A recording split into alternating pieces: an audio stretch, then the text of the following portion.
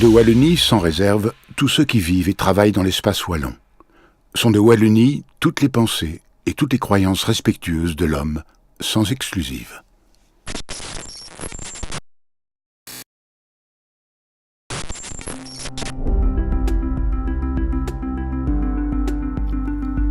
Au cœur de l'Europe, le territoire de la Wallonie s'étend sur 17 000 km². 3 600 000 personnes y habitent. Entre la Meuse et l'Escaut, c'est chemin vers la mer. Entre la Sambre et l'Ourthe, c'est chemin vers la France. La Wallonie compte 5 provinces et 262 communes. Aujourd'hui, elle est l'une des 3 régions fédérées de Belgique et une des 93 régions de l'Union européenne. Comme la Catalogne, l'Écosse ou la Bavière, comme la Flandre ou la région de Bruxelles. La Wallonie a son propre parlement et son propre gouvernement. Ils siègent tous deux à Namur, sa capitale.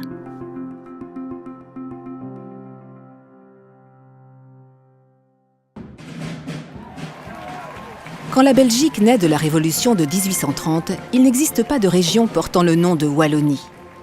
Mais on évoque pourtant les Wallons depuis le XVe siècle. Première trace écrite du mot wallon il y a 600 ans, en 1465. Le terme wallon désigne déjà les populations de langue romane au sein des Pays-Bas bourguignons. Des expressions nombreuses désignent depuis lors ce territoire, voisin de l'Empire germanique et du Royaume de France. Depuis des siècles, la terre des Wallons est une terre romane, et n'a cessé de l'être, affirme l'historien Félix Rousseau. Voilà le fait capital de l'histoire des Wallons qui explique leur façon de penser, de sentir, de croire. Poétiquement, le chanteur Julos Bocarne ajoute « Le Wallon, c'est le latin venu à pied du fond des âges. » Et l'historien Léopold Génicaud de préciser « Sans César et ses troupes, la Wallonie n'aurait probablement jamais existé. » Et il poursuit « Sans oublier l'action profonde de l'évangélisation et de la christianisation. » Ainsi, au XVIIe siècle, la congrégation européenne des moines capucins scinde sa province Belgique en une provincia Flandria et une provincia Wallonia. Pendant des siècles, la future Wallonie a été le champ de bataille de l'Europe. C'est là que les souverains décident par les armes des frontières du Royaume de France et de l'Empire des Habsbourg. Pendant des siècles, des dizaines de conflits labourent ainsi ce territoire. Des personnages illustres vont s'y affronter. Mais pour les Wallons, que de sang, que de destruction, comme à Liège, comme à Mons, comme à Dinan, comme à Namur.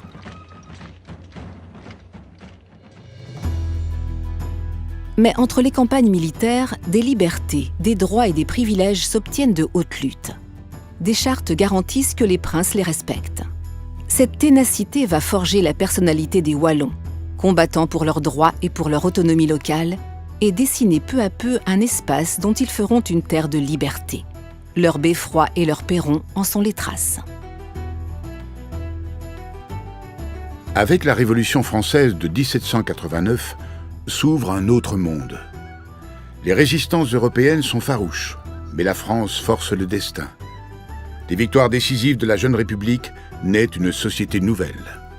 Les privilèges sont abolis, il n'y a plus de sujet du prince, il n'y a désormais que des citoyens libres.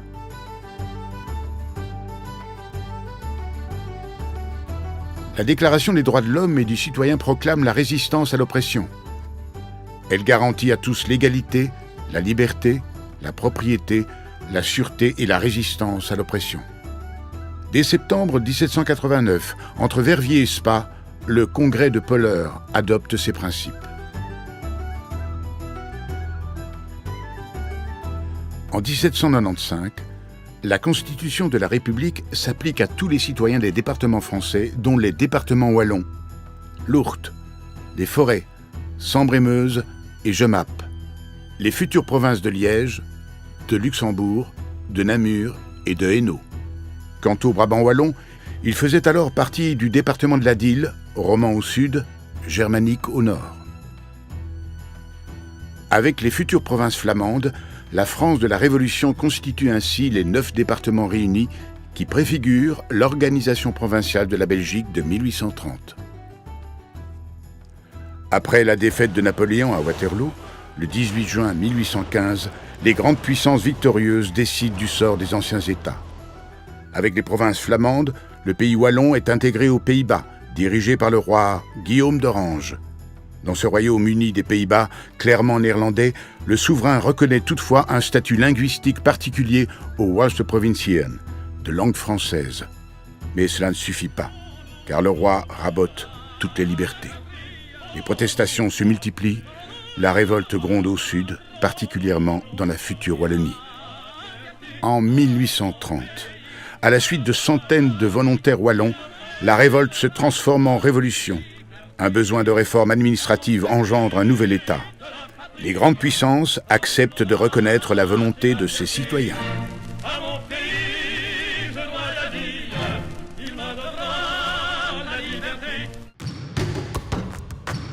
S'il est bien une tradition ancrée en Wallonie, c'est l'industrie. Industrieux, les Wallons exploitent la houille, battent le fer, taillent la pierre, produisent du verre. La métallurgie, la dinanderie, l'armurerie, la dentellerie, la verrerie font la prospérité du pays wallon. Artistes, ils excellent aussi dans l'art, la peinture, la musique, la gravure, la sculpture.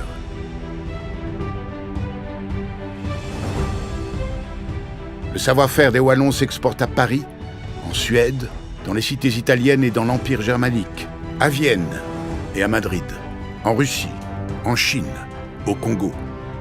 Les Wallons contribuent à faire de la Belgique du XIXe siècle un pays de langue française, une démocratie parlementaire, bourgeoise et libérale, une terre de grandes industries et de commerce international largement tournée vers l'exportation.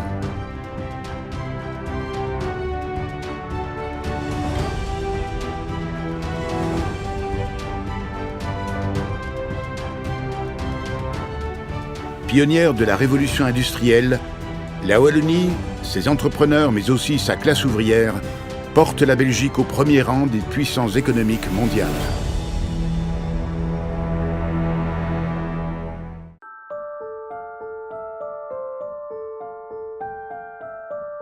Ce 19e siècle transforme la société belge et voit naître des revendications nouvelles. Dans une Flandre largement catholique et agricole, et une Wallonie industrielle tournée vers le libéralisme et le socialisme. Entre les deux, Bruxelles attire les élites politiques et financières et devient le centre de décision du pays. À partir de 1884, observe l'historien Robert de Moulin, le centre de gravité politique de la Belgique s'est déplacé du sud vers le nord.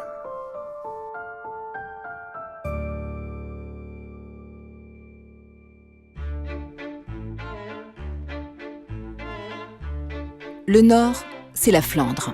Inspiré par l'épopée Le Lion des Flandres de l'écrivain Hendrik Conscience, les revendications pour la reconnaissance de la langue flamande montent en puissance dès 1847. Le parti catholique, en majorité absolue en Flandre, relaie ce qu'on appelle déjà le mouvement flamand. Une première loi linguistique énumère la liste des communes où le flamand sera d'usage. Pour la première fois, une loi définit le territoire de la Flandre. Et petit à petit, l'État belge devient bilingue. Parallèlement, un autre territoire se dessine. Au sud. En 1886, un poète de 20 ans, Albert Mockel, affirme un nom, Wallonie. Ce mot que 40 ans plus tôt, un autre érudit, le linguiste Joseph Grand-Gagnage, avait forgé. Wallonie. Un poète invente le nom de son pays. Écrira bien plus tard Marcel Thierry, un autre poète wallon. Au même moment, la classe ouvrière des bassins industriels wallons s'exprime violemment et d'une seule voix. Hausse de salaire, diminution du temps de travail, suffrage universel, non à la misère. En 1886, comme une traînée de poudre, la Wallonie se soulève contre l'injustice et l'inhumanité du travail. 1886, l'année terrible consacre l'unité de la Wallonie ouvrière. Le très lent chemin vers le suffrage universel montre combien l'État belge, unitaire et centralisé, reste sourd face aux aspirations d'une Wallonie naissante qui ne parvient pas à faire voter de vraies lois de protection sociale. Dans ce cadre belge profondément conservateur, il sera très difficile et même périlleux pendant longtemps encore d'arracher la liberté d'association, l'enseignement obligatoire et gratuit, mais surtout d'indispensables investissements publics comme les voies ferrées, les routes ou les canaux. Alors que l'économie décolle en Flandre, la prodigieuse prospérité industrielle wallonne s'étiole. La Première puis la Seconde Guerre mondiale accentuent le déclin de l'économie wallonne. Les centres de décision quittent son territoire. La concurrence étrangère fait rage. Malgré les avertissements du Conseil économique wallon et du syndicaliste André Renard dans les années 50, les mesures de reconversion tardent à venir. La fermeture des mines, du borinage au pays de Liège, porte le coup fatal à l'industrie lourde qui n'a pas pu anticiper un redéploiement. De plus en plus divergentes, voire antagonistes, les aspirations flamandes, wallonnes et bruxelloises se heurtent au caractère unitaire et centralisateur de l'État belge. Minorisés dans leur propre pays, beaucoup de Wallons se sentent bridés malgré leur volonté d'action. Ils pourraient faire beaucoup mieux s'ils étaient maîtres chez eux. Beaucoup de voix l'affirment depuis longtemps.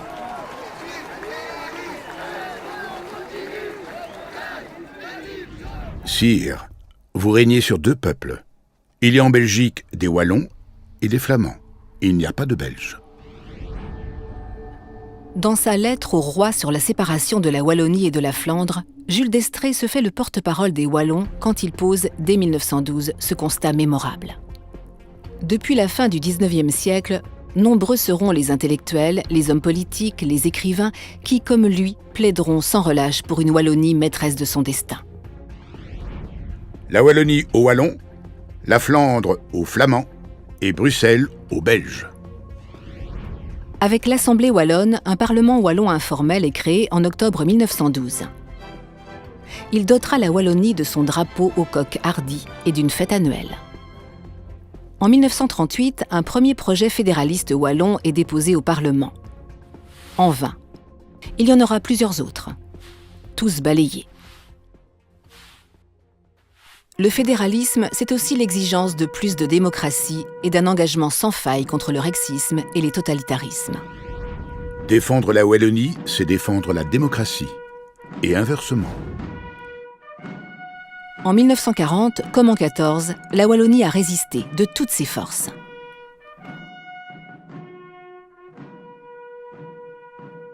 Après la libération, plus d'1 millier de délégués réunis au Congrès national wallon d'octobre 1945 expriment le choix de leur cœur, le rattachement de la Wallonie à la France. Mais la raison l'emporte et le fédéralisme sera finalement le fil conducteur de l'action wallonne. La forme vraiment raisonnable du droit des peuples à disposer d'eux-mêmes, c'est le fédéralisme. Meetings, congrès, pétitions, études et rapports se succèdent. Le coq wallon sort aussi ses ergots. En 1950, lors de la question royale, l'exaspération déborde dans la rue quand une majorité des Wallons rejette la personne de Léopold III pour compromission avec l'occupant, ou lors des grandes grèves de l'hiver 1960 contre la loi unique. Avec la création du mouvement populaire wallon et l'élection des 2 premiers députés issus d'un parti wallon, un processus nouveau est enclenché. Il ne s'arrêtera plus. Nous ne voulons plus que les Flamands cumulent leur nationalisme et les avantages de l'unitarisme. Les Wallons veulent le pouvoir de décider de leur avenir économique, social et politique.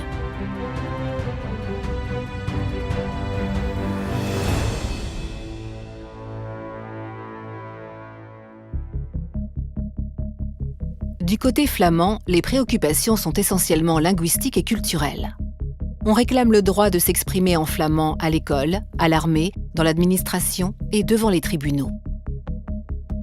Par une série de lois votées dans les années 1930, Wallons, Flamands et Bruxellois s'accordent à reconnaître la Wallonie comme un territoire exclusivement de langue française et la Flandre comme une région unilingue flamande.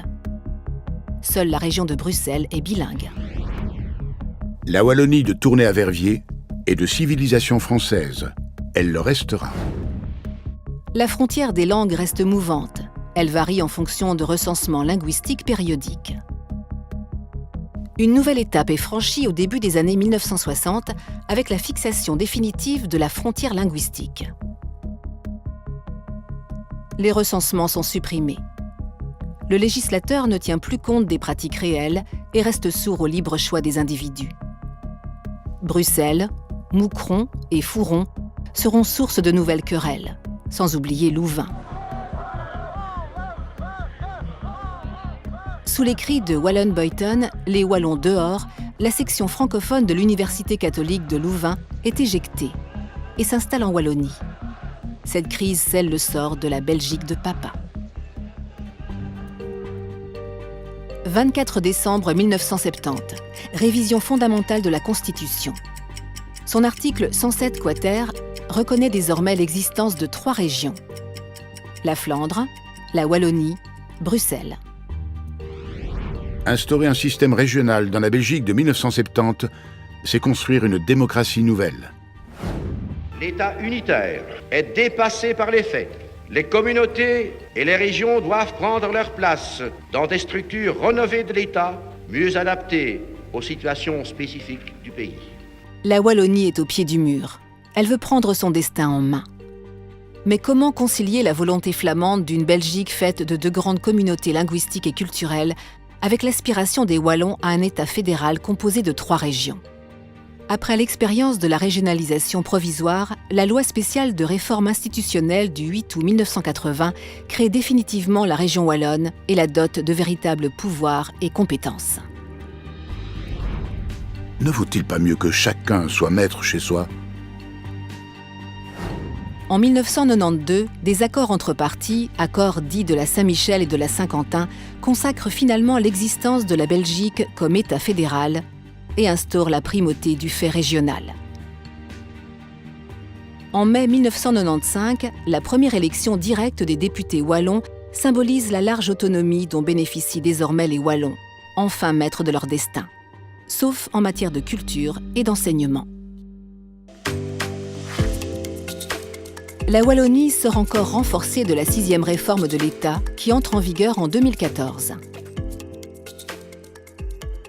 Avec son Parlement et son gouvernement, elle dispose de très larges compétences. Le plan Marshall structure cette politique comme une stratégie originale de redéploiement socio-économique qui transcende les législatures et fédère les forces vives, dans une dynamique de dialogue social caractéristique de la Wallonie. Fondée sur l'égalité entre fédéral et entités fédérées, l'autonomie wallonne n'a rien à envier à celle de bien d'autres entités fédérées dans le monde. Elle est même exceptionnelle en matière internationale. On l'écoute quand des accords commerciaux internationaux se négocient, comme le CETA entre l'Europe et le Canada. Elle a son mot à dire en politique étrangère, comme l'avaient déjà souhaité Fernand Dehousse et Georges Truffaut en 1938. Ces institutions s'intègrent dans l'Europe de demain, qui se construit aussi sur les démocraties régionales.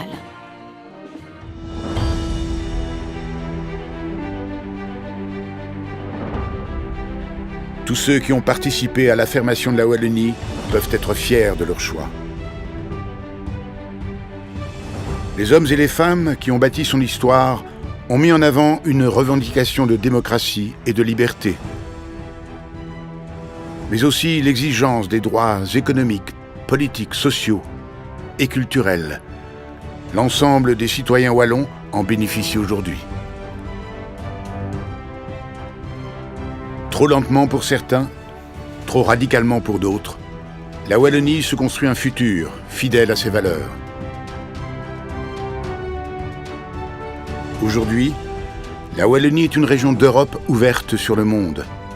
La Wallonie est un pouvoir proche des citoyens qui œuvrent au bien-être de tous, pour aujourd'hui et pour demain.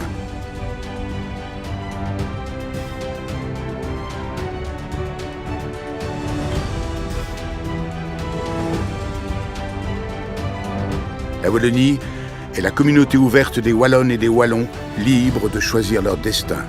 C'est un projet à construire ensemble.